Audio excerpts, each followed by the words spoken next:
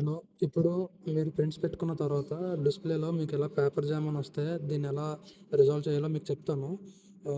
Paper jam అంటే paper struck అయిపోవడము. So, paper printer నుంచి తీయాలి. ఫస్ట్ మీరిలా ప్రింటర్ బ్యాక్ సైడ్‌కి వస్తే ఇలా డోర్ కనిపిస్తది, చిన్న డోరు. దాన్నిలా ఓపెన్ చేసి ఇక్కడ లోపల ప్రింటర్ ఉంది కదా! దీనికిలా సైడ్‌న ఒక బటన్ ఉంటది స్క్వేర్ షేప్‌లో. దీన్ని నొక్కితే ఒక డోర్ ఓపెన్ అవుద్ది. ఇట్లా దీన్ని కొంచెం బయటకి రండి. ఇక్కడ అడ్డంగా ఇరుక్కుంటే ప్రింటర్‌ని కొంచెం మూవ్ చేయండి. చేత్తో అలా జరిపితే ఇలా డోర్ ఇలా బయటకి ఓపెన్ అవుతది.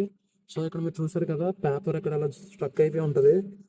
మీరు ఇక్కడ కానీ, లేదా ఇక్కడ కానీ, లేదా ఇక్కడ కింద ఇంకొక డోర్ ఉంది కదా! దీన్ని కూడా ఓపెన్ చేయాలి. దీన్ని కూడా ఓపెన్ చేసి ఇక్కడ కూడా చెక్ చేసి ఇక్కడ కూడా పేపర్ స్ట్రక్ అయిపోయి ఉంటది. సో, ఇక్కడ మీకు పేపర్ ఏమైనా కనిపిస్తే దాన్ని తీసేయండి బయటికి. తీసిన తర్వాత డోర్ క్లోజ్ చేసేయండి. సో, ఇక్కడ అలా దీన్ని ఇక్కడ గ్రీన్ కలర్‌లో ఉంది కదా! దీన్ని పట్టుకొని అలా లాగితే ఇక్కడ ఓపెన్ అవుద్ది. స్లోగా దీన్ని చిరిగిపోకుండా బయటకి తీయాలి. చిరిగిపోతే మళ్ళీ అది ఇంక రిజాల్వ్ అవ్వదు. సో, అలా బయటకి రిమూవ్ చేసేసి డోర్‌ని క్లోజ్ చేశాను గట్టిగా. ఇలా పట్టుకొని గట్టిగా అలా పుష్ చేస్తే క్లోజ్ అవుతది. సో, ఆటోమేటిక్‌గా మీ ప్రింట్ అనేది కంటిన్యూ అవుతది. సో, మీరు రిసాల్వ్ చేసినప్పుడు పక్కా ఈ 2 డోర్‌లు అయితే ఓపెన్ చేసి క్లోజ్ చేయాలి. అప్పుడే కంటిన్యూ అవుతది. సో, ఒకవేళ అయినా కంటిన్యూ అవ్వకపోతే ఒకసారి మీరు ఇక్కడ కూడా చెక్ చేయాలి. ఇక్కడ పేపర్స్ కలెక్ట్ చేసుకుంటారు కదా!